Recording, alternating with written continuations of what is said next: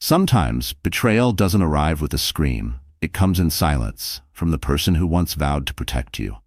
The boardroom falls silent as Ethan Brooks rises from his leather chair, his voice cold and emotionless.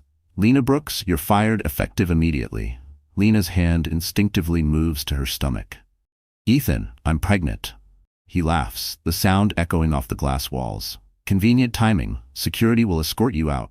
Their eyes lock, husband and wife, as if they were strangers. "Before we continue the story, let us know where you're watching from." Lena Brooks stood perfectly still as the board members avoided her gaze. Only Sienna Hayes, sitting unnervingly close to Ethan's chair, met her eyes with a satisfied smile. The conference room felt colder than usual, despite the summer heat pressing against the floor-to-ceiling windows. "If you'll direct your attention to the presentation," Sienna said, rising gracefully and clicking her remote. The screen behind her illuminated with financial projections.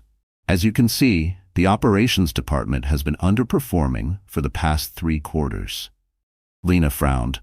"Those aren't the numbers I submitted last week." "These are the actual numbers," Sienna emphasized, glancing at Ethan, who nodded in support. "Not the ones you've been doctoring to cover your declining performance." The accusation hung in the air.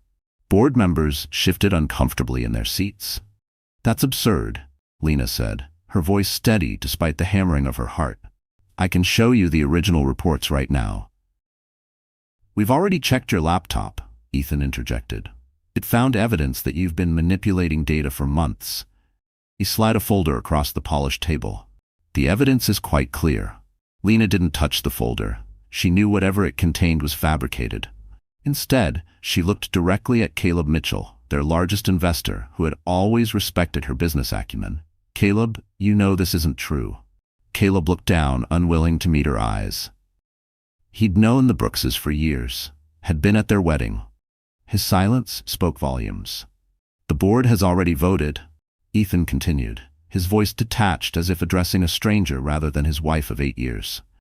"Your performance has been declining, and frankly, you've been dead weight for years. The company can no longer carry you." The words struck like physical blows. Dead weight. After everything she'd built, everything. She'd created it. Lena's mind flashed to late nights coding while Ethan worked the party circuit, to the initial algorithm she developed in their garage apartment, before they even had funding. "We need to discuss this privately," Lena said, her voice low. "There are things the board doesn't know." "There's nothing to discuss," he cut her off. "Sienna has been essentially doing your job for months. The transition will be seamless." Sienna straightened, unable to hide her triumph. "The board has already approved my appointment as the new chief operating officer." Lena felt the room tilt slightly. This wasn't just a firing, it was a coup. And it had been planned, meticulously. "Ethan," she said, her voice barely above a whisper, "I'm pregnant." A flicker of something, surprise, perhaps even fear, crossed Ethan's face before dissolving into a dismissive laugh. "Convenient timing," he said, eyebrow raised. "But it doesn't change anything. The decision is final." Sienna stepped forward, hand extended. "Your company access cards and laptop, please. Company policy for terminated executives." Lena noted how Sienna emphasized terminated as if savoring the word.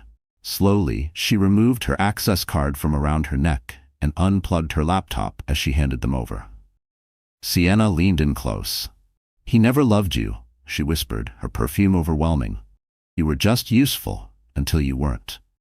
The boardroom door opened and 2 security guards entered, men Lena knew by name, Carlos and Jim. They'd wished her happy birthday just last month. Now, they wouldn't meet her eyes. "Please escort Ms. Brooks out of the building," Ethan instructed, already turning back to the board. "Now as for our next agenda item." Lena allowed herself to be guided toward the elevator, her mind running calculations faster than ever before.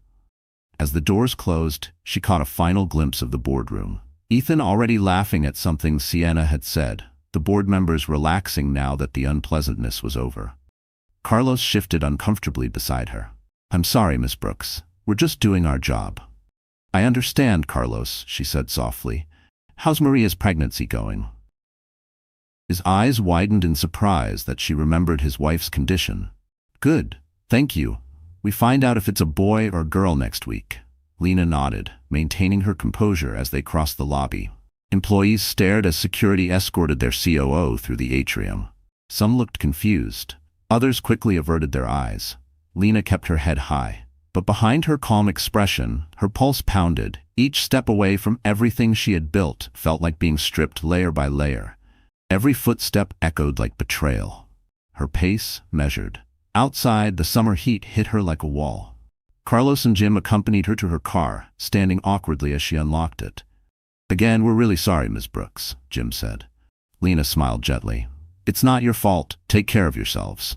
Her voice was steady, but her chest burned with the restraint it took not to break in front of them.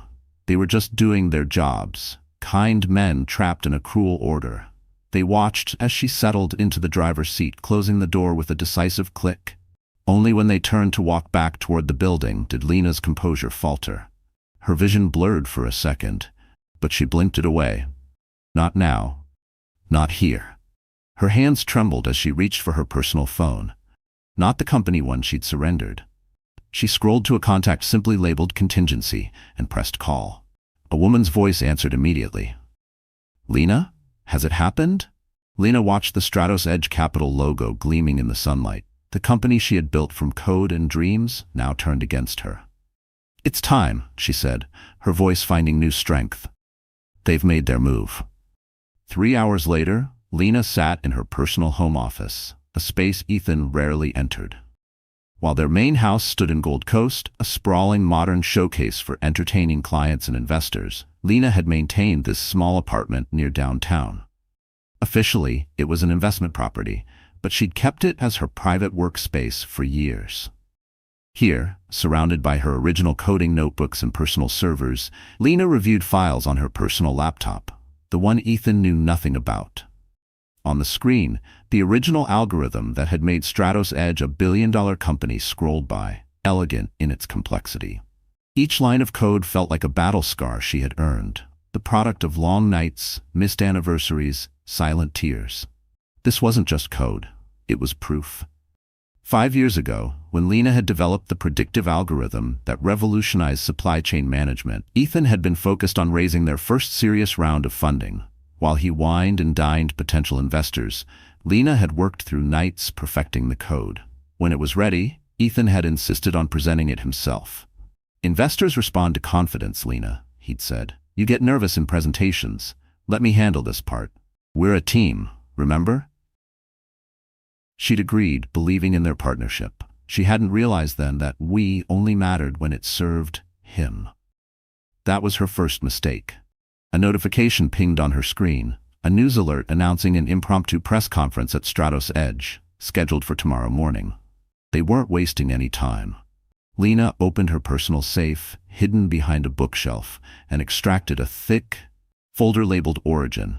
Inside were notarized records of her work, dated patent registrations, and correspondence with the patent office. All filed under her maiden name, Lena Tran, a safeguard she'd implemented when the first doubts about Ethan had surfaced 2 years ago. Her phone buzzed with a text message from Sienna. "Ethan wants the house too. We expect you out by Friday." Lena ignored it. Instead, she picked up her phone to call Caleb Mitchell directly. Despite his silence in the boardroom, Caleb was a shrewd businessman who respected evidence above all else. "Caleb Mitchell," he answered, his voice cautious. "We need to meet," Lena said without preamble. "Not about my termination, about something much bigger. Something that affects your $100 million investment." Silence stretched for a moment before Caleb responded. The Ashcroft Room. Private dining. 1 hour. Lena ended the call and stood, catching her reflection in the window. She looked unchanged on the outside. The same dark hair pulled back in a practical ponytail. The same determined set to her jaw. But something fundamental had shifted inside her. She placed a protective hand over her still flat stomach. "They have no idea what they've done," she whispered to herself and her unborn child. The Ashcroft Room offered the discretion that Chicago's financial elite required. Caleb Mitchell was already seated when Lena arrived, a glass of scotch sitting untouched before him. At 62, Caleb had the weathered look of someone who'd built and lost fortunes before finding lasting success. He'd been the first major investor to back Stratos Edge. "You're taking this surprisingly well," he observed as Lena sat down, declining the waiter's offer of wine with a subtle hand over her stomach, a gesture Caleb didn't miss. "I've been prepared for something like this for 18 months, Lena replied once they were alone. "Ever since Sienna arrived and Ethan started changing." Caleb leaned forward. "What exactly am I here to see?" Ethan presented compelling evidence. "Fabricated evidence," she interrupted, opening her leather portfolio. "But that's not why I called you here." She slid across the first document, her original patent filing for the algorithm that formed Stratos Edge's foundation. "This was filed 3 months before Stratos Edge was even incorporated," she explained. "Under my maiden name, Lena Tran." Caleb studied the document, his expression unchanging, though his eyes sharpened with interest. "Keep going," he said. Lena placed a second document beside it. The licensing agreement she'd created allowing Stratos Edge to use her intellectual property. An agreement Ethan had signed but clearly forgotten about, or assumed was meaningless. "I created Stratos Edge's core technology before we were married," Lena continued. "Ethan was focused on the business plan and fundraising, things he excels at. I handled the technology. We agreed. It was a partnership." Caleb examined the licensing agreement carefully. "Why didn't you ever speak up? You let him take all the credit, in every investor presentation, every media interview." Lena's eyes reflected a mixture of regret and resolution. "I believed in our partnership more than my ego. That was my mistake." She laid out more documents, email chains showing her explaining the technology to Ethan, early test results, and her notebooks with the original code concepts. "But there's more," she continued, producing financial records. "These show discrepancies between the actual company performance and what's been reported to the board." Caleb's expression darkened as he reviewed the numbers. "These suggest systematic manipulation of financial reports." Lena finished for him. "Started around the time Ethan brought Sienna into the company. It's performing significantly worse than you've been told." Caleb set down the documents, his face grim. "The board needs to see this. Immediately." Lena's phone buzzed with a news alert. She turned the screen for Caleb to see. "Stratos Edge Capital announces emergency press conference. CEO Ethan Brooks to address company restructuring." "He's moving faster than I anticipated," Lena said. Caleb was already reaching for his phone. "I can stall the press conference." "No," Lena said firmly. "Let him talk. Let them both talk." Her calm certainty gave Caleb pause. "What are you planning?" Lena gathered her documents carefully. "Justice, Caleb. Nothing more. Nothing less." As they prepared to leave, Caleb asked the question that had clearly been bothering him since the boardroom. "The pregnancy. Is it real?" Lena met his gaze steadily. "Yes. 12 weeks. Ethan and I had been trying for years." She paused. He was more interested in the heir to his company than in being a father. Outside, Caleb's driver held the door for them. Before Lena could step toward her own car, Caleb stopped her. "What do you need from me right now?" Lena considered the question carefully. "Just be ready to move quickly tomorrow, and perhaps warn your fellow board members to have their lawyers present for the press conference." As Lena drove away, she allowed herself the first real smile since the boardroom. Phase 1 was complete, the groundwork laid. Tomorrow would bring the next stage of her carefully orchestrated response to betrayal. Dawn found Lena preparing methodically in her apartment. She'd slept surprisingly well. The clarity of purpose had washed away the emotional turmoil of the previous day. On her television, financial news anchors speculated about the sudden press conference at Stratos Edge Capital. Sources suggest major leadership changes at tech darling Stratos Edge, the anchor reported. The company's stock is up 2% in pre-market trading on rumors that co-founder and COO Lena Brooks may be stepping down. Lena allowed herself a small, knowing smile. The stock would not be up for long. Her phone rang. Eliza Winters, her personal attorney and old college roommate. "I've reviewed everything," Eliza said without preamble. "Your documentation is impeccable. The Patent Office has confirmed your filings predate Stratos Edge's incorporation. The emergency injunctions are ready to file, with one word from you." "Thank you," Lena replied. "Is Judge Hamilton available today?" "He's on standby. He owes me after that charity auction fiasco last year." Lena nodded to herself. "Wait for my signal. I want to see what story they tell first." After ending the call, Lena dressed with particular care, choosing a structured navy dress that projected authority without drawing attention to her still-hidden pregnancy. As she fastened her grandmother's pearl earrings, she thought of the family legacy. They represented generations of strong women who had faced adversity with dignity. At precisely 9 a.m., Lena settled onto her couch, laptop opened beside her, and turned up the volume on the television. The Stratos Edge logo filled the screen, as cameras showed the company's press room. The empty podium waited. Backdrop artfully arranged to highlight the company's achievements, many of which were Lena's work. Ethan strode out confidently, Sienna 2 steps behind him. Lena noted that Sienna had chosen a dress remarkably similar to ones she often wore for press appearances, a subtle but clear message about replacement. "Good morning," Ethan began, his practiced charm on full display. "Thank you for joining us on short notice, as Stratos Edge Capital continues its trajectory of growth and innovation. We occasionally need to make difficult leadership decisions to ensure our continued success." Lena opened her laptop, fingers poised over the keyboard. "It is with regret that I announce the departure of Lena Brooks from her position as Chief Operating Officer," Ethan continued, his expression a masterful blend of professional concern and personal regret. "Lena has been instrumental in Stratos Edge's early development, but as companies evolve, leadership needs change." Lena typed a single word to Eliza. "Now." On screen, Ethan continued his carefully constructed narrative. "While we had hoped to manage this transition smoothly, recent events have necessitated immediate action. Lena has been experiencing personal difficulties that have affected her professional judgment." Sienna stepped forward, placing a supportive hand on Ethan's arm, a gesture calculated to appear compassionate while suggesting intimacy. "It's with great sadness that we've had to address increasingly erratic behavior," Ethan added, his voice lowered as if sharing a difficult confidence. "We've tried to handle this privately, but Lena's condition has made that impossible." Lena's eyes narrowed, the unstable woman narrative, exactly as she'd predicted. "I'm pleased to announce that Sienna Hayes will be stepping into the role of Chief Operating Officer," Ethan continued, turning to smile at Sienna. "Her exceptional work as my executive assistant has demonstrated her readiness for this responsibility." Sienna stepped to the microphone. "I'm honored by the trust placed in me, and while these circumstances are unfortunate, I'm committed to building on the foundation Lena helped establish." Lena smiled coldly at the calculated humility. On her laptop screen, a message from Eliza appeared. "Injunctions filed. Judge Hamilton signing now." On television, a reporter stood.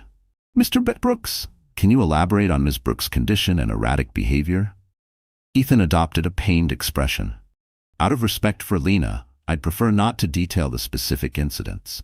This is a personal matter as well as professional." He was interrupted by the buzz of phones throughout the press room, journalists receiving a breaking news alert simultaneously. A reporter in the front row looked up from her phone, eyes wide. "Mr. Brooks, we're receiving reports that emergency injunctions have just been filed, prohibiting Stratos Edge Capital from using proprietary algorithms and software. The filings claim these technologies are actually owned by Lena Tran, Ms. Brooks' maiden name, and were only licensed to Stratos Edge. Can you comment?" The camera caught Ethan's momentary freeze, the flicker of panic before he recovered. "I'm not aware of any such filings," he replied. "This sounds like unfortunate confusion." Another reporter cut in. "The injunctions include documentation showing Ms. Tran patented the core technology before Stratos Edge was incorporated. Does this mean Stratos Edge has no legal right to its primary products?" The press room erupted with questions. Sienna leaned toward Ethan, whispering urgently. His composure visibly cracked as he glanced down at his own phone, now flooding with alerts. "We'll need to review these claims before commenting further," he managed, voice tight. "This press conference is concluded. Thank you." As Ethan and Sienna retreated from the podium amid shouted questions, Lena calmly sipped her tea, watching the chaos unfold, exactly as she had anticipated. Her phone rang. Caleb Mitchell.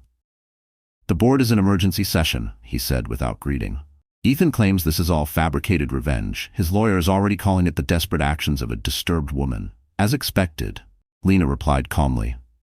"What exactly is your endgame here, Lena?" She considered the question.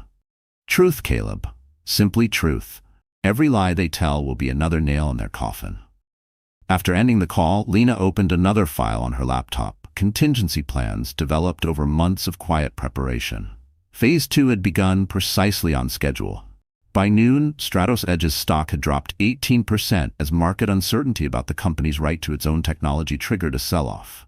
Lena watched the financial channels from her kitchen as she prepared a light lunch, mindful of her pregnancy's nutrition needs.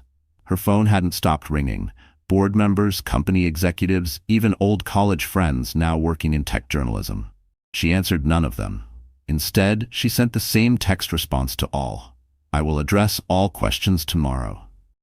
The waiting was strategic. Let Ethan and Sienna scramble. Let them make more mistakes. A knock at her door broke her concentration. Lena approached cautiously, checking the security camera on her phone. To her surprise, Sienna Hayes stood in the hallway, alone and looking considerably less composed than she had at the press conference. Lena opened the door but blocked the entrance. This is unexpected. Sienna's perfect makeup couldn't hide her agitation. Can I come in? I need to talk to you. Away from Ethan, away from everyone. Why would I trust anything you have to say? Because I have information you need. Sienna's voice dropped, and because he's betrayed us both. Against her better judgment, Lena stepped aside, allowing Sienna into the apartment, but kept her in the small entry hall. 5 minutes, Lena said coldly. Lena, she said coldly. Sienna glanced around, noting the space Ethan knew nothing about. He doesn't know about this place, does he? Your 5 minutes are ticking away. Sienna straightened. Her designer blouse was crisp, but her eyes carried something different this time. Less calculation, more exhaustion. I want to help you. Lena's laugh was short and disbelieving. You want to help me? She said sharply. After standing next to him while I was dragged out of my own company? After whispering in my ear that he never loved me, with a smile on your face? Try again. I was wrong, Sienna said abruptly, about everything I thought. She paused, seeming to gather herself. I thought Ethan and I had something real, that once you were gone I would get everything you had, the title, the recognition, maybe even him. Her voice cracked slightly, and for the first time it wasn't rehearsed. It was human. And now Sienna opened her handbag, extracting a flash drive.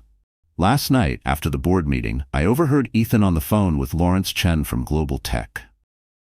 Lena's eyes narrowed. Global Tech had been trying to acquire Stratos Edge for years. He's planning to sell the company, Sienna continued. Everything he told the board about long-term vision, stabilizing leadership, was a lie. The promotion to COO was temporary, just to stabilize things until the sale goes through.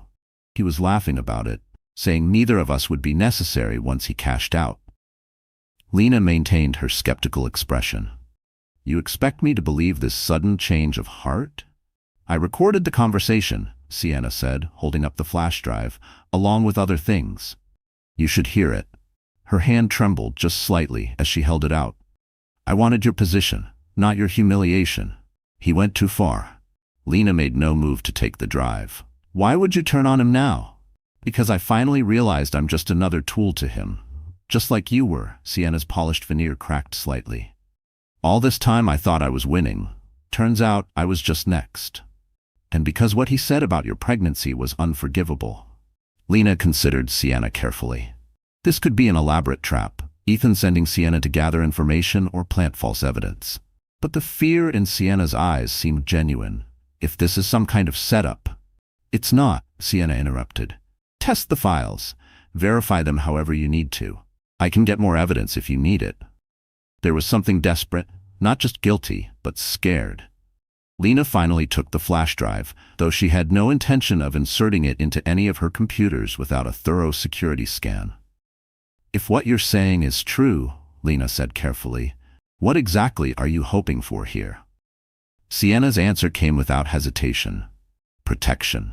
When this all comes crashing down, I don't want to be collateral damage. I have texts and emails showing Ethan instructed me to alter financial reports. I was following orders, not exactly an innocent bystander. No, Sienna admitted, but not the mastermind. Either I can help you bring him down completely. Lena studied the woman who had sought to replace her, recognizing the calculation behind the apparent contrition. Sienna was nothing if not a survivor. Here are my terms, Lena said finally. You continue working with Ethan, exactly as before. You report everything to me, every conversation, every plan, every reaction to today's events. You provide any evidence I request. In exchange, when this is over, you walk away unscathed, provided your information proves valuable and truthful. Sienna nodded quickly. I can do that. One more thing, Lena added, her voice hardening.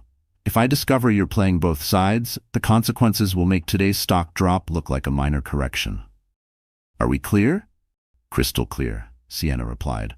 After Sienna left, Lena weighed the flash drive in her palm, considering the unexpected development, a potential ally inside the enemy camp. Useful, but dangerous, she would proceed with caution. Her phone rang again, her doctor's office. This call she answered. Mrs. Brooks, Dr. Liu here. Just calling to confirm your blood work looks excellent, and your pregnancy is progressing beautifully. Would you like to know the gender? It was detectable in your latest tests. Lena placed a hand protectively over her stomach, reminded of what was truly at stake beyond corporate power plays. Yes, she said softly. I would like to know. As the doctor shared the news, Lena smiled, genuinely, for the first time that day. She had even more motivation now to ensure that justice prevailed. Not just for herself, but for the daughter she now knew she carried. Now, she whispered. After ending the call, the real game begins. Lena had underestimated Ethan's surveillance measures. Less than 3 hours after Sienna left her apartment, Lena's secure phone, the one only 5 people had the number for, rang. Ethan's distinctive tone. Sending my mistress to spy for you? Ethan's voice was eerily calm. I expected better strategy from you, Lena. Lena felt a chill, but kept her voice steady. Hello, Ethan. I see Sienna's loyalty was shorter-lived than anticipated. Sienna has been many things, but never disloyal. Not to me, his tone held smug satisfaction. The flash drive she gave you, loaded with tracking software, the moment you connected it to any device, we'd have access to everything. Rather amateurish of you to trust her. Lena smiled to herself. She hadn't connected the drive to anything. Instead, she'd handed it off to a cybersecurity specialist who worked in a completely isolated testing environment. Interesting assumption, she replied. But then, you've always underestimated me. A slight pause suggested her response wasn't what he expected. The injunctions were a cute move. Ethan continued, his voice hardening. But my lawyers are already filing countersuits. You signed company agreements assigning all intellectual property to Stratos Edge. After the patents were already filed, in my maiden name, Lena countered. And after the licensing agreement you signed. Did you ever actually read the documents I gave you, Ethan? Or were you too busy charming investors and sleeping with your assistant? His sharp intake of breath indicated she'd struck a nerve. You've made a serious miscalculation, he said, his voice dropping to a dangerous register. I've frozen all the accounts you could access. Your company health insurance has been terminated. The locks at our house have been changed. How long can you fight a legal battle against $1 billion company with no income? Lena had anticipated these moves. I'm touched by your concern for my financial well-being, truly. This isn't a game, Lena. You're pregnant, supposedly. Is this really how you want to start parenthood, homeless and blacklisted from every tech company in Chicago? The threat might have worked months ago, but Lena had moved far beyond such concerns. I'm curious, she said, ignoring his question. When exactly did you decide I was disposable? Was it when Sienna arrived or earlier? You disposed of yourself, Ethan replied coldly. When you stopped being an asset and became a liability. The company needed to evolve past your limited vision. My limited vision? Lena laughed softly. The vision that created the algorithm you've built your entire empire on? An algorithm that's now outdated? Sienna's helped me see where Stratos Edge needs to go next. You were holding us back. Lena noted his use of us, confirming her suspicions about their relationship. I have a board meeting in 5 minutes. Ethan said, his tone shifting to dismissive. Here's what's going to happen. You'll withdraw the injunctions, sign a quiet resignation letter, and take a reasonable settlement in exchange. I won't destroy whatever reputation you have left in the industry. And if I refuse, then I'll make sure the world knows about your mental health struggles, your obsessive jealousy, and how you tried to sabotage the company out of spite. Who do you think they'll believe? The successful CEO with a track record of growth, or the unstable wife who couldn't handle being replaced, professionally and personally? The threat hung in the air, revealing the depth of Ethan's willingness to destroy her. "I'll consider your generous offer," Lena said, her voice betraying nothing of her thoughts. "You have until 9 a.m. tomorrow," Ethan stated. "After that, things get very ugly, very publicly." After he hung up, Lena sat motionless, processing the conversation. Ethan was showing his true nature now, the ruthlessness he'd always kept hidden beneath charm and the illusion of partnership. Her phone buzzed. A text from an unknown number. "Meeting compromised. Sienna wearing wire. Be careful. Friend at Stratos Edge." Lena stared at the cryptic message. Someone inside was looking out for her. But who? And could they be trusted? A second text arrived, this time from her cybersecurity contact. "Drive contains surveillance malware, plus fake evidence. Would have given full access to connected systems. Professional grade. Dangerous." So Sienna had indeed been sent to trap her.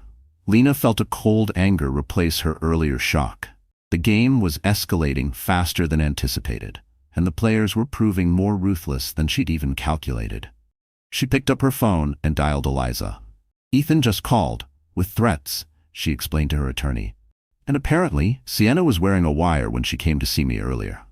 "Did you say anything compromising?" Eliza asked immediately. "Nothing that can't be explained as a wronged spouse's confusion," Lena assured her. "But I'm concerned about his next move. He's threatened to publicly attack my mental health if I don't withdraw the injunctions by morning." "Classic abuser tactic," Eliza noted. "Discredit the victim so no one believes them." "But we expected this." "Yes," Lena agreed. "But I'm worried about accelerated timelines. A contact just messaged that Ethan's meeting with the board right now. What if he's pushing through the global tech sale before we can stop him?" "He can't sell without board approval, and Caleb Mitchell will stall any vote," Eliza reminded her. "More concerning is your safety. If he's desperate enough to try entrapment, what else might he do?" Lena thought of the daughter she carried, Ethan's daughter, though he seemed uninterested in that reality. "I need to move to the contingency location," she decided. "And we need to accelerate our timeline. Can you set up an emergency hearing with Judge Hamilton first thing tomorrow?" "Already working on it." "On it?" Eliza confirmed. "And Lena, don't be alone tonight. Ethan knows where your apartment is." After ending the call, Lena packed quickly. Essential documents, clothes, her backup laptops and drives. Everything else was replaceable. As she loaded her car in the underground garage, she felt a strange prickling sensation at the back of her neck.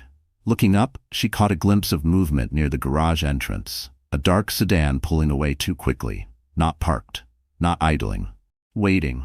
Ethan had her under surveillance. The realization wasn't surprising, but it confirmed the danger was immediate, not theoretical. She scanned the shadows. The ceiling lights flickered faintly, the kind of silence that pressed against your spine. She pulled out her phone to call Caleb when a wave of dizziness hit her unexpectedly. Gripping the car door for support, Lena took several deep breaths as the garage seemed to spin around her. Pregnancy symptoms, she told herself. Just stress. Not enough food today. But it lingered longer than usual. A sharp, pulsing weight behind her temples. Her hand automatically went to her abdomen, protective and panicked. But as she steadied herself and continued loading her car, a more troubling thought emerged. What if Ethan's threats extended beyond financial and reputational damage? What if he saw her pregnancy, his child, as nothing more than another obstacle to eliminate? He'd already tried to erase her from the company. Could he really? No, not even Ethan. But then again, what lines had he not crossed? The thought chilled her more deeply than any of his explicit threats. Lena's contingency location was a small house on Lake Geneva, owned through a series of LLCs that couldn't be traced back to her. She'd purchased it using proceeds from private investments. Investments Ethan knew nothing about. Investments that had performed remarkably well, thanks to the same predictive technologies she developed for Stratos Edge. By sunset, she had established her command center in the lake house's spare bedroom. Multiple laptops connected to secure servers. Encrypted communication channels established with her growing team of allies. Caleb Mitchell had confirmed Lena's fears. Ethan was indeed attempting to fast-track a sale to Global Tech, presenting it to the board as a necessary response to the intellectual property crisis Lena had created. He's claiming the company needs Global Tech's legal resources to fight your injunctions, Caleb explained via encrypted video call. He's offering a premium price. That's tempting some board members, he admitted, despite the obvious desperation of the move. Lena leaned back slightly, the glow of her screen reflecting off the glass behind her, isolated but not alone. Not anymore. How much time do we have? Lena asked. He's pushing for a vote tomorrow afternoon, Caleb replied. I've managed to delay it by insisting on proper due diligence, but several board members are scared by today's stock drop. They're vulnerable to his pressure. Then we need to move faster than planned, Lena decided. Can you ensure the full board will be present for tomorrow's vote, including remote members? Caleb nodded. Already done. But Lena, he's painting a very damaging picture of you. Claims of erratic behavior, vindictiveness, even allegations you tried to compromise company systems after your termination. All predictable, Lena noted calmly. What's important is that the full board hears the truth tomorrow, directly from me. After ending the call, Lena contacted her expanding team, the cybersecurity specialists examining the tracking software from Sienna's flash drive, the forensic accountants building the case of financial manipulation, and the PR firm quietly standing by to manage the inevitable media storm. As midnight approached, Lena finally allowed herself a brief rest, settling onto the lake house's deck with a cup of herbal tea. The moonlight glittered on the lake water, the peaceful scene a stark contrast to the corporate warfare being waged. Her phone rang, an unlisted number. Cautiously, she answered. Lena, it's Michael Jiao, from IT. Michael had been Lena's first hire at Stratos Edge, the brilliant systems architect who had implemented her algorithms. Michael? She responded carefully. This isn't a secure line. I know, and I can't talk long, he rushed. I sent you that warning text about Sienna. Ethan has the whole development team working around the clock trying to modify the core algorithm enough to claim it's different from your patent. Lena wasn't surprised. Will they succeed? No, Michael said firmly. It's your code, your architecture. They're just making cosmetic changes. But Lena, his voice dropped lower. He's also ordered a server wipe of all historical development files, trying to erase evidence of your contributions. When? Scheduled for 6 a.m. Before markets open. Lena felt a surge of cold anger. Ethan wasn't just trying to steal her company. He was attempting to erase her very existence from its history. Thank you, Michael. Be careful. One more thing, Michael added hastily. Check your personal email, special address, not the company one. I've sent you something important. After ending the call, Lena opened her most secure laptop and accessed an email account Ethan knew nothing about. Michael had sent a single file, a video recording of Ethan in the development lab late that evening, instructing the team on exactly how to modify the code and destroy evidence. I don't care if it's technically illegal. Ethan's voice rang clearly in the recording. By the time anyone could prove anything, the company will be sold and will all be wealthy enough to handle any consequences. Just get it done. Lena saved the file to multiple secure locations, one more piece of evidence for tomorrow's confrontation. As she finally prepared for bed, another wave of dizziness hit her, stronger this time, accompanied by a concerning cramp in her abdomen. Lena sat carefully on the edge of the bed, breathing through the discomfort. When it passed, she called her doctor's emergency line. Dr. Liu, it's Lena Brooks. I'm experiencing some dizziness and cramping. The doctor's voice was professionally calm but concerned. How severe is the cramping? Any bleeding? No bleeding, but the cramping is getting stronger, and I've had several episodes of dizziness today. Given your situation, I'd like you to come to the hospital for monitoring, Dr. Liu advised.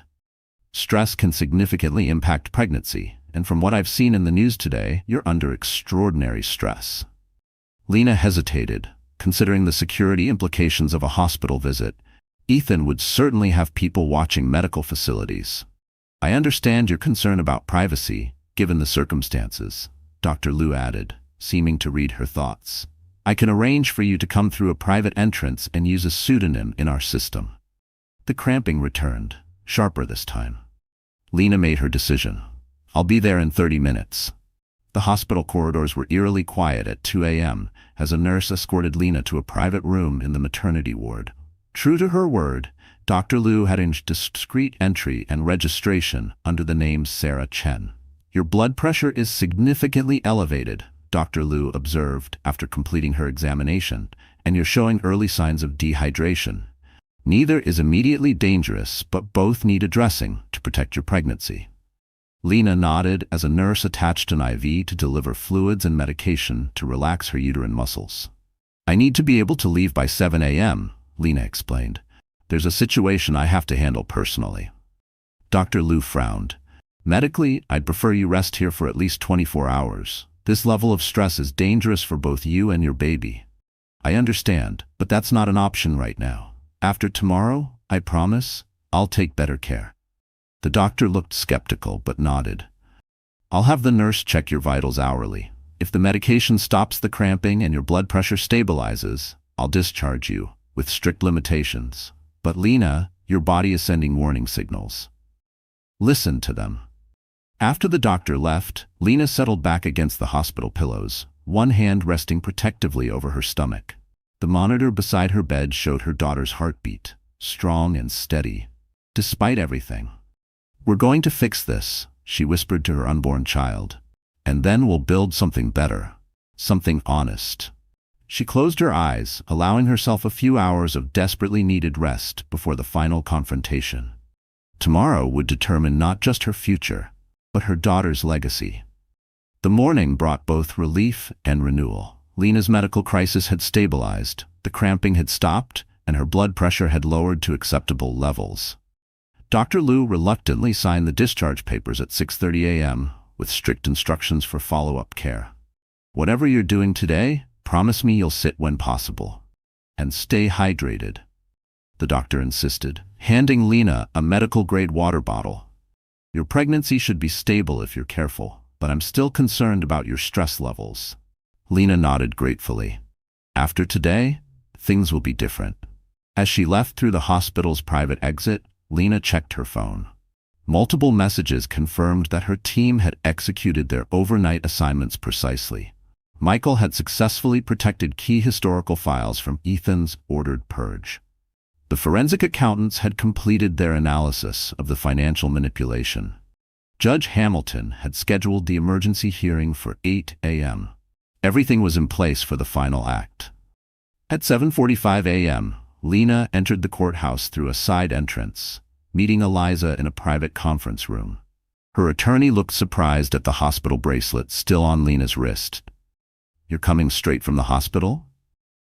Minor pregnancy complication, now stabilized, Lena explained briefly. Focus on the hearing. Is Judge Hamilton ready? Eliza nodded, still looking concerned. He's reviewed the emergency filing. Given the evidence and the time sensitivity with the potential company sale, he's inclined to grant the expanded injunctions. And Ethan's attorneys arrived 10 minutes ago, looking surprised and unprepared. They clearly didn't expect us to move this quickly. At precisely 8 a.m., Lena entered Judge Hamilton's chambers for the emergency hearing. Ethan's corporate attorneys rose in surprise at her appearance. They had clearly expected only her legal representation. Ms. Brooks, Judge Hamilton greeted her formally. I understand the urgency of your filing. These are serious allegations against Stratos Edge Capital and its current leadership. Lena nodded respectfully. Thank you for accommodating the emergency hearing, Your Honor. Ethan's lead attorney stepped forward. Your Honor, these claims are retaliatory actions from a disgruntled former executive. Ms. Brooks was terminated for cause yesterday and is now attempting to damage the company out of spite. Judge Hamilton raised an eyebrow. I've reviewed the patent filings, Mr. Benson. They predate the company's incorporation and appear properly registered to Ms. Tran, Ms. Brooks' maiden name. The licensing agreement also appears legitimate and is signed by Mr. Brooks himself. We contest the validity of those documents, the attorney insisted. And regardless, Ms. Brooks signed employment agreements assigning all intellectual property to the company. Lena remained calm as Eliza presented the judge with additional documentation. Your Honor, The employment agreement specifically excluded pre-existing intellectual property, as noted in Appendix B, which Mr. Brooks himself initialed. The judge reviewed the documents carefully, then looked up at Ethan's attorneys. These appear to be in order. Do you have evidence contesting the timeline of development or the exclusion clause? The attorneys exchanged uncomfortable glances. We'll need time to prepare a full response, Your Honor. Unfortunately, Judge Hamilton noted, time is precisely what's at issue here. I understand Stratos Edge has scheduled a board vote today regarding a potential sale to Global Tech, a sale that would transfer rights to the disputed intellectual property. Lena spoke carefully. Your Honor, we're not asking for a final ruling today, only an expanded temporary injunction preventing the sale or transfer of the disputed technology until ownership can be properly determined. Judge Hamilton considered the request, then turned to Ethan's attorneys. Your response? The lead attorney straightened. Your Honor, delaying this strategic transaction could cause irreparable harm to Stratos Edge. The stock has already dropped 18% due to Ms. Brooks's initial actions. A further delay could destroy shareholder value. And transferring potentially misappropriated intellectual property, the judge countered, could cause irreparable harm to Ms. Brooks. Having reviewed the evidence presented, I'm granting the expanded injunction. Stratos Edge Capital is prohibited from selling, transferring, or otherwise disposing of the intellectual property in question until a full hearing can be conducted. Relief washed through Lena, though her expression remained professionally neutral. Furthermore, Judge Hamilton continued, given the conflicting claims of ownership and the evidence presented, I'm appointing a special master to oversee Stratos Edge operations until this matter is resolved. Neither party may make major business decisions regarding the disputed technology without court approval. As Ethan's attorneys protested, Lena exchanged a quick glance with Eliza. This was an unexpected bonus. The special master would effectively neutralize Ethan's authority until the full hearing. Outside the courthouse, Lena checked her phone to find multiple urgent messages from Caleb. The board meeting had been moved up. Ethan was attempting to rush through the sale before any injunction could be enforced. We need to get to Stratos Edge immediately, Lena told Eliza, already moving toward the car. He's making his final move. The Stratos Edge Capital headquarters gleamed in the morning sun as Lena's car pulled up to the private executive entrance. Her hospital bracelet remained on her wrist, a deliberate choice, a visible reminder of what Ethan's actions had cost her. Caleb Mitchell was waiting by the private elevator, his expression grim. Ethan's presenting the sale as a done deal, Caleb explained as they entered the elevator.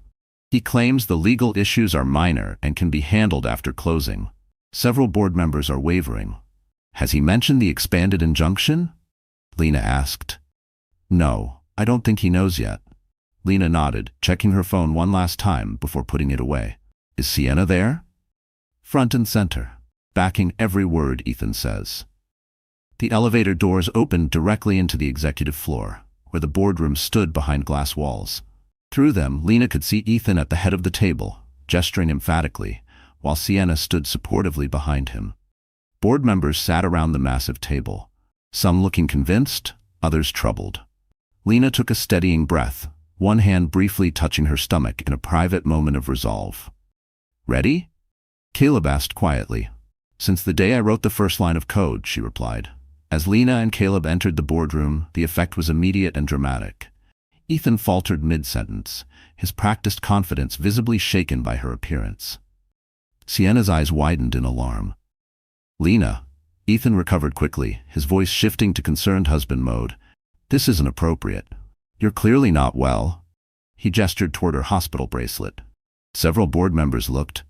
The board members shifted uncomfortably at the implication that they were pressuring an unwell, pregnant woman.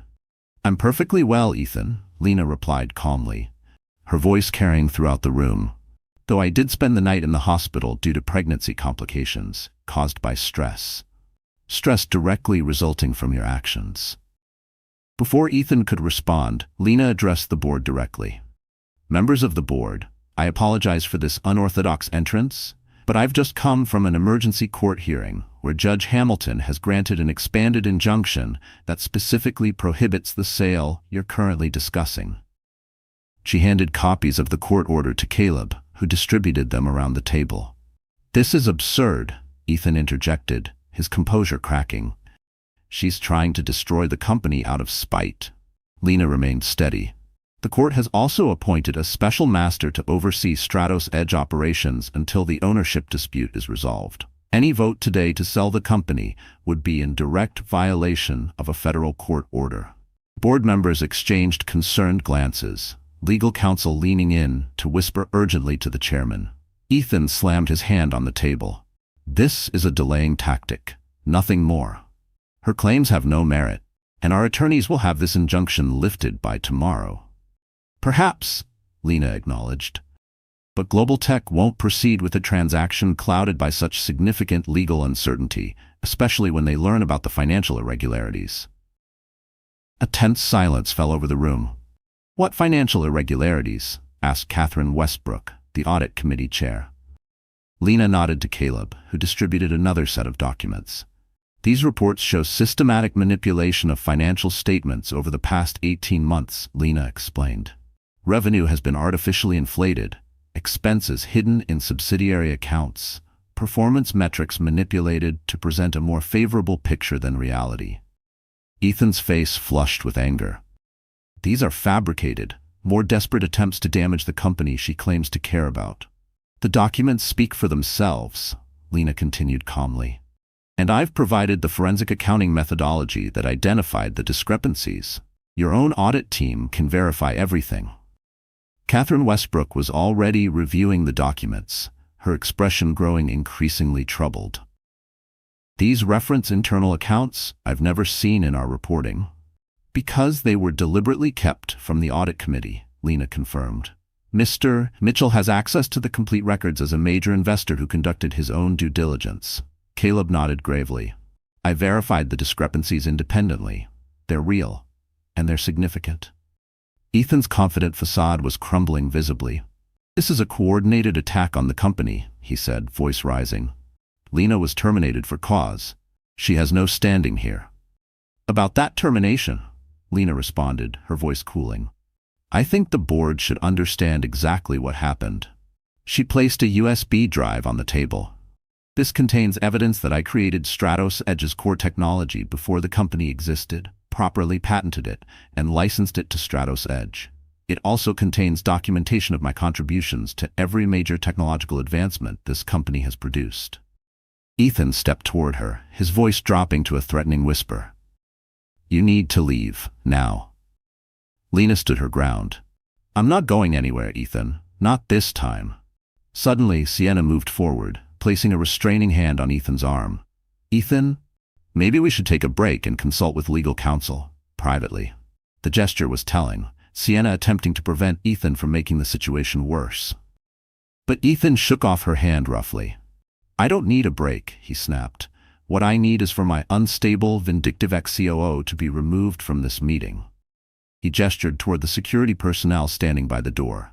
"Escort Miss Brooks out of the building. Now." The security guards hesitated, looking uncertainly between Ethan and the board chairman. Lena addressed the chairman directly. "Mr. Abernathy, before you make that decision, you should know that federal investigators are currently reviewing evidence of securities fraud related to the financial misrepresentations I just outlined. As board chairman, you have specific legal responsibilities to shareholders." James Abernathy, who had been relatively quiet until now, straightened in his chair. "No one is removing anyone until we understand exactly what's happening here." He turned to Ethan. "These allegations are extremely serious, Ethan. We need to address them directly." Ethan's control was visibly slipping. This is exactly what she wants, to create chaos and doubt. The company needs this sale to move forward.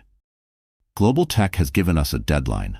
A deadline that conveniently prevents proper due diligence, Lena noted. "Why the rush, Ethan? What are you afraid Global Tech will find if they look too closely?" Before Ethan could respond, the boardroom door opened, and a woman in a dark suit entered, followed by two men. "Federal Bureau of Investigation," she announced, showing identification. "I'm Special Agent Keller." We have a warrant to seize specific financial records and electronic devices related to an ongoing investigation into securities fraud at Stratos Edge Capital. The boardroom erupted in shocked murmurs. Ethan stared at Lena with naked hatred. "You called the FBI?" he demanded. "I provided evidence of potential federal crimes to the appropriate authorities," Lena corrected calmly, "as any responsible corporate officer would do." Ethan's composure finally shattered completely. He lunged toward a nearby laptop, presumably containing incriminating information. "No one touches anything until our attorneys arrive," he shouted, attempting to access the computer. An FBI agent moved quickly to intervene. In the ensuing struggle, Ethan shoved the agent aside forcefully and grabbed the laptop, attempting to delete files. Lena stepped forward, trying to defuse the increasingly dangerous situation. "Ethan, stop. You're only making things worse." In his rage, Ethan swung around, the heavy laptop still in his hands, and whether intentional or accidental, it struck Lena squarely in the abdomen. She gasped, doubling over in pain, one hand instinctively protecting her stomach as she stumbled backward. The room froze in horror at the attack on a visibly pregnant woman. Even Sienna looked shocked. Caleb rushed to Lena's side, helping her to a chair as she winced in pain. The FBI agents immediately restrained Ethan, forcing him into handcuffs as he continued to struggle. "She's faking," Ethan shouted desperately. "She's always been manipulative. She's trying to destroy everything I built." Lena looked up at him from the chair, one hand still pressed protectively against her stomach. Her voice was quiet, but carried clearly in the stunned silence. "Everything you built, Ethan? That's always been your delusion."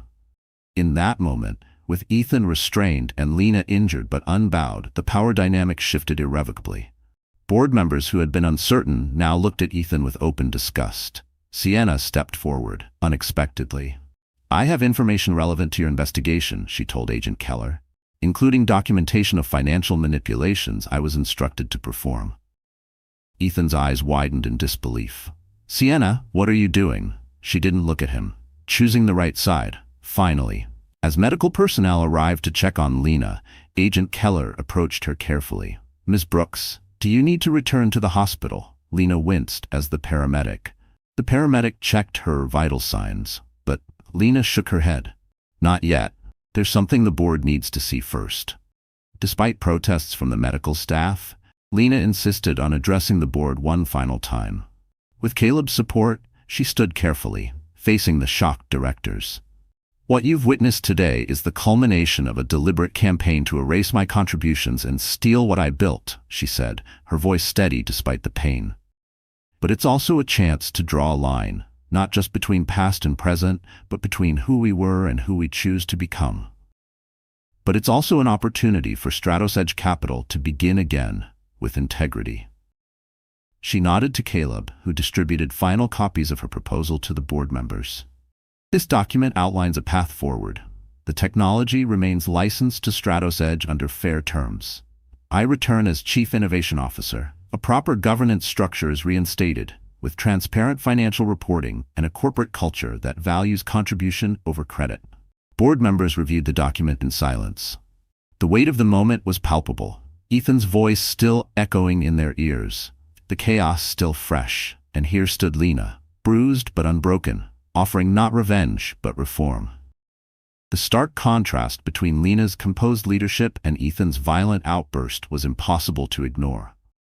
Chairman Abernathy was the first to speak. "I move that we immediately suspend Ethan Brooks from all corporate duties pending investigation, and that we empower a special committee to evaluate Ms. Brooks' proposal in detail." The vote was unanimous, even from board members who had been Ethan's strongest supporters just minutes earlier. As Ethan was led away by federal agents, still shouting accusations, Lena finally allowed the paramedics to help her into a waiting ambulance. The pain in her abdomen had intensified, raising concerns about her pregnancy. Sienna approached hesitantly as Lena was being settled on the stretcher. "I'm truly sorry," she said quietly, "for everything." Lena studied the woman, who had been both adversary and unwitting ally. "Actions have consequences, Sienna. Remember that, in whatever you do next." Her tone wasn't cruel, just final, measured, like someone who had reclaimed her power. As the ambulance doors closed, Lena finally allowed herself to acknowledge the toll the confrontation had taken. She closed her eyes, focusing on the paramedics' reassurance. "We're doing everything we can to protect your pregnancy." The battle was won, but the most important fight for her daughter's future was just beginning. 3 weeks after the dramatic board meeting, Lena sat in her doctor's office, her heart racing as Dr. Liu moved the ultrasound wand across her abdomen. "There she is," Dr. Liu said with a reassuring smile, pointing to the screen. "Strong heartbeat, good size for gestational age. Your daughter is quite resilient, just like her mother." Lena exhaled slowly, the tension she'd been carrying finally easing. After Ethan's attack, she'd spent 3 days in the hospital, on bed rest, terrified she might lose the pregnancy. Those had been darker days than even the betrayal itself. "So everything is truly okay?" Lena asked, still watching the fluttering heartbeat on the monitor. "The placental bruising has healed nicely, and your blood pressure is finally back in normal range," Dr. Liu confirmed. "I'd still recommend reduced stress and regular rest periods, but your pregnancy appears stable. You and your daughter weathered the storm." As Lena left the medical building, she felt a renewed sense of purpose. The past weeks had been a whirlwind of legal proceedings, board meetings, and restructuring plans, all conducted from her hospital bed initially, then from home under doctor's orders.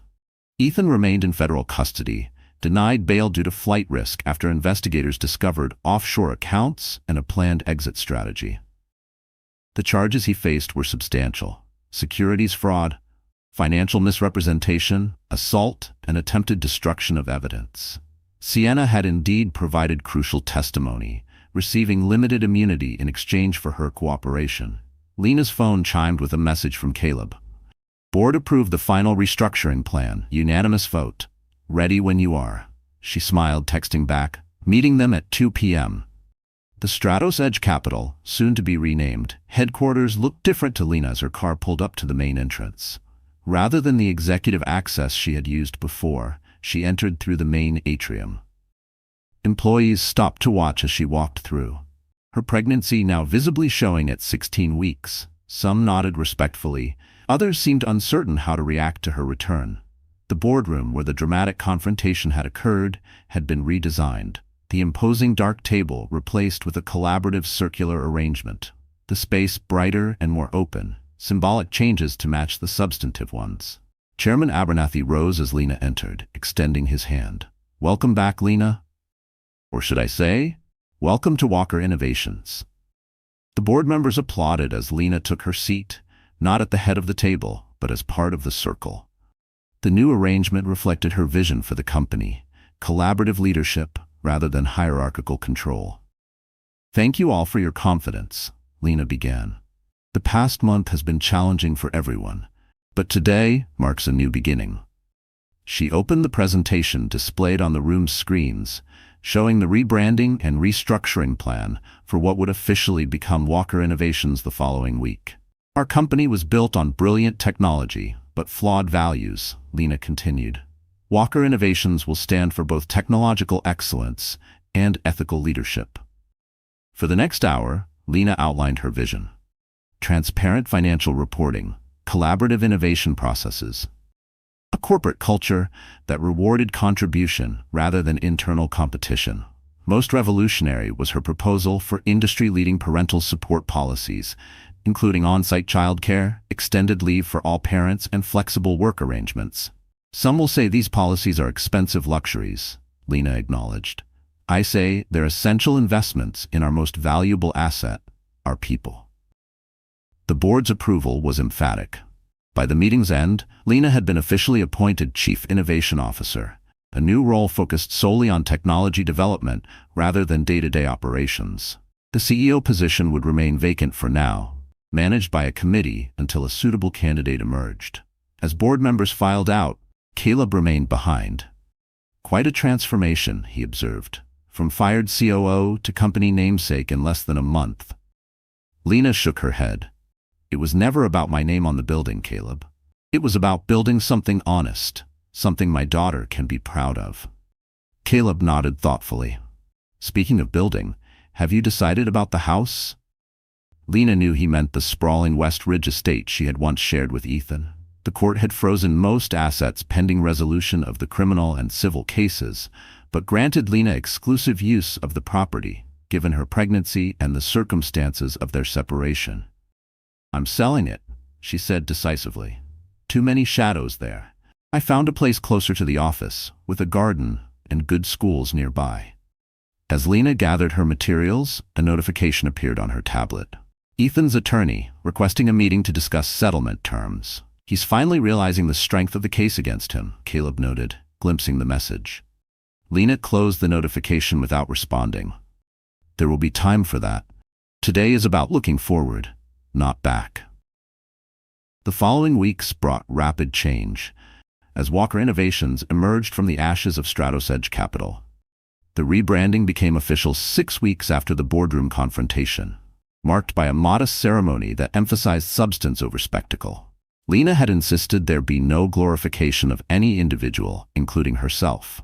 The company's new values statement prominently featured collaborative innovation, transparent leadership as its core principles. Against Ethan, Lena remained focused entirely on rebuilding the company culture and stabilizing the technology pathway. The expanded engineering team, now free to acknowledge their actual contributions, flourished under the new recognition system. Michael Jiao, the IT director who had helped protect critical files during Ethan's attempted purge, had been promoted to Chief Technology Officer. Under his leadership, the development team was more productive and collaborative than ever before. By Lena's 6th month of pregnancy, Walker Innovations had recovered much of its stock value and secured several major new contracts. Industry analysts, who had initially predicted doom after the scandal, now pointed to the company as a model of effective crisis management and ethical restoration. Lena's doctor had finally cleared her for limited travel, allowing her to meet with key clients and partners.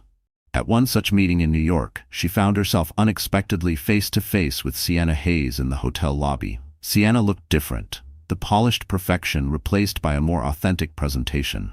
Her expression was wary as she recognized Lena. "I didn't know you were staying here," Sienna said carefully. "I can go elsewhere." Lena studied the woman who had been both instrument and victim in Ethan's manipulation. The federal prosecutor had confirmed that Sienna had provided valuable testimony, though she still faced professional consequences for her actions. "That's not necessary," Lena replied. "Are you working in New York now?" Sienna nodded. "A small consulting firm, entry-level position, but it's a fresh start." An awkward silence stretched between them before Sienna spoke again. "I want you to know, I'm genuinely sorry," she said, her voice lower. "Not just for the professional betrayal, but for the personal one. I believed what he told me about you, that you were cold, calculating, holding him back. I never questioned why he might say those things." Lena considered her response carefully. "We all made choices, Sienna. Yours were wrong, but so were some of mine. I chose to let Ethan take credit rather than insisting on recognition. I chose partnership over standing up for myself. We learn, and we move forward." Sienna looked surprised by the lack of continued anger. "How is your pregnancy progressing?" "Well, now," Lena replied, one hand resting briefly on her rounded abdomen. "She's quite active, especially during board meetings." A ghost of a smile crossed Sienna's face. "She'll be a force to be reckoned with." "I imagine that's the plan," Lena confirmed. As they parted, Lena felt an unexpected sense of closure, one more chapter of the painful past completed. At 7 months pregnant, Lena stood on the podium at the New York Stock Exchange, the ceremonial bell in front of her. Walker Innovations was being relisted after completing its full restructuring and rebranding, a symbol of corporate resurrection that had captured the business world's attention. Beside her stood Caleb Mitchell and the newly appointed CEO, Janet Kimura, formerly of Microsoft, selected for both her technical brilliance and commitment to ethical leadership. With 10 seconds until the opening bell, we're joined by Lena Brooks, founder and chief innovation officer of Walker Innovations, the NYSE official announced. Walker Innovations rose from corporate scandal to become a model of transparent leadership and technological innovation. As Lena rang the bell, cameras flashed, and the trading floor erupted in applause. The company's stock opened 15% above its projected price, a resounding vote of market confidence in the new leadership and direction. Later that evening, Lena sat in her hotel suite, watching financial news coverage of the day's events. A special report caught her attention: the fall of Ethan Brooks, inside the Apex scandal. The screen showed Ethan in prison overalls, being led into a courtroom for his ongoing trial. He looked diminished, his charismatic confidence replaced by bitter anger that aged his features. Lena felt no satisfaction at the image, only a complex mixture of emotions: regret for what might have been, relief that justice was proceeding, and determination to create something better from the wreckage of their partnership. She turned off the television and instead opened the nursery design plans for her new home. This, not Ethan's fate, was her focus now: creating a safe, loving environment for her daughter's arrival. At exactly 3:17 a.m. on a Tuesday morning, Lena's water broke, 2 weeks earlier than her due date. Her carefully arranged birthing plan activated smoothly. Her driver appeared within minutes. Her doctor was notified. The hospital's private entrance was ready when she arrived. What Lena hadn't planned was the welcoming committee that formed in the hospital waiting room over the next few hours. Caleb arrived first, followed by Janet Kimura and Michael Jiao. Board members appeared with flowers and well wishes. Even Catherine Westbrook, once Ethan's strongest supporter on the board, came to offer her support. After 8 hours of labor, Lena Brooks gave birth to Eliza Chen Brooks, 7 pounds, 2 ounces, with a strong cry and her mother's determined expression. When the nurse asked if she wanted visitors, Lena surprised herself by saying yes. She had expected to want privacy, but something about the day called for community, for witnessing this new beginning together. Caleb entered first, his usually stoic expression softening at the sight of Lena holding her daughter. "She's perfect," he said simply. "She is," Lena agreed, then added with a smile, and already showing signs of good judgment, she waited to arrive until after the Westcorp contract was signed. One by one, the small group of visitors who had become Lena's unexpected support system came to welcome Eliza. They represented something Lena hadn't anticipated in all her meticulous planning: a corporate family, formed through crisis and redemption. Janet Kimura was the last to visit, staying only briefly, but making a characteristically straight-to-business observation. "The market responded positively to the birth announcement," she reported. "Stocks up another 3%. Apparently investors like the symbolism of new beginnings." Lena laughed, her first genuine, unreserved laugh in many months. "Always the CEO," she teased. Janet's expression softened. "Take all the time you need, Lena. The company is stable. Your work made that possible." After everyone left, Lena cradled Eliza close, watching her daughter's peaceful sleep. The past year had been a journey she never could have predicted. From betrayal to rebirth, from loss to creation. Ethan's trial would conclude in the coming months. The legal ownership of the patents and intellectual property would be formally resolved. The company would continue evolving beyond its troubled origins. But in this quiet moment, with her daughter, Lena found herself focused entirely on the future, not the past. 3 months later, Lena adjusted Eliza's carrier beside her chair in the Walker Innovations boardroom. The baby gurgled contentedly, wide eyes taking in the colorful, abstract paintings that had replaced the stern portraits of past corporate leaders. The company's first post-restructuring quarterly earnings report had exceeded all projections. The implementation of Lena's parental support programs had attracted top talent from competitors. And most significantly, the corporate culture had transformed. Collaborative innovation had replaced credit-seeking competition. The numbers spoke for. "The numbers speak for themselves," Janet Kimura concluded her presentation to the board. "But perhaps more telling are the qualitative measures. Employee satisfaction is up 47%, voluntary turnover is down 62%, and innovation submissions have increased by 84%. Lena listened with quiet satisfaction, occasionally glancing at Eliza, who had become the unofficial mascot of board meetings. The on-site childcare center, Eliza's first, had opened the previous week. It was already at capacity, with a waiting list forming. As the meeting concluded, Chairman Abernathy raised one final agenda item: the settlement offer from Ethan Brooks' attorneys, he noted. "They're proposing to relinquish all claims to company ownership in exchange for dropping certain civil charges." Lena had expected this. With Ethan's criminal conviction now secured, 8 years for securities fraud and related charges. He was maneuvering to salvage what he could financially. The legal team recommends acceptance, Janet added. It provides clean closure without prolonged litigation. Lena considered the proposal, looking down at Eliza, who had fallen asleep during the financial projections. Accept it, she decided. The company needs to focus on building, not fighting past battles. As board members gathered their materials and filed out, Lena remained seated, waiting until the room cleared before carefully lifting Eliza's carrier. The baby stirred, but didn't wake, one tiny hand escaping the blanket. Michael Jiao paused at the door. Coming to the development team's presentation this afternoon, they've made a breakthrough on the algorithm expansion. Wouldn't miss it, Lena assured him. Eliza particularly enjoys the code visualizations. I think we have a future engineer. Michael smiled at the sleeping infant. Like mother, like daughter. As Lena walked through the headquarters that now bore her name, employees no longer stared uncertainly. Instead, they smiled, some stopping to admire Eliza or ask about the child care center.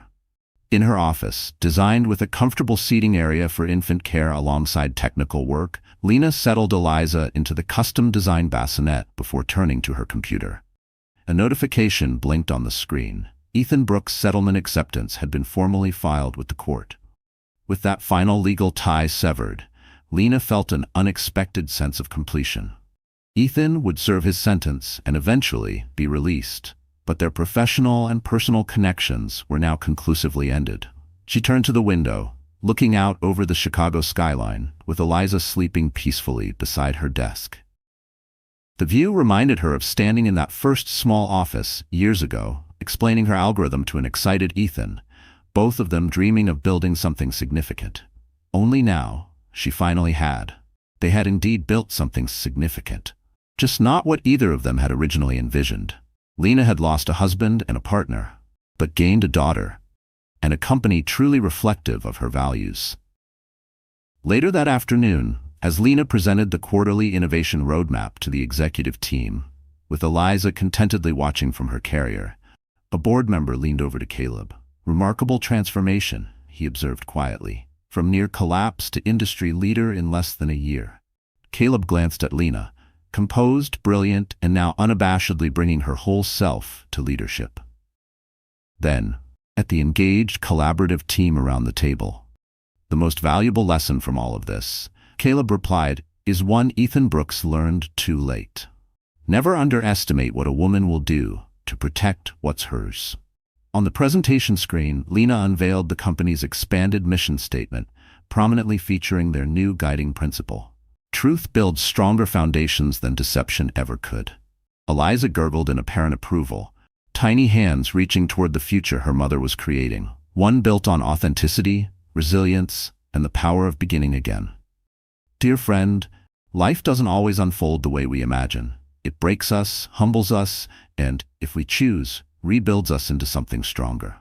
Lena's story is a vivid reminder of what the Stoics knew well, that while we cannot control what others do to us, we can control how we rise after the fall. As Marcus Aurelius once wrote, the impediment to action advances action. What stands in the way becomes the way. Lena turned betrayal into clarity, pain into purpose, and loss into a foundation for something far more enduring than ego. Integrity. She didn't just rebuild a company, she reclaimed her identity. That's the power of stillness, of resolve, and of staying true when the world tries to twist your truth. You may not choose your trials, but you always choose your response. And in that choice lies your freedom. If this story moved you, we'd love to have you with us. Please consider liking the video, sharing it with someone who needs it, and subscribing for more stories that speak to the strength within you.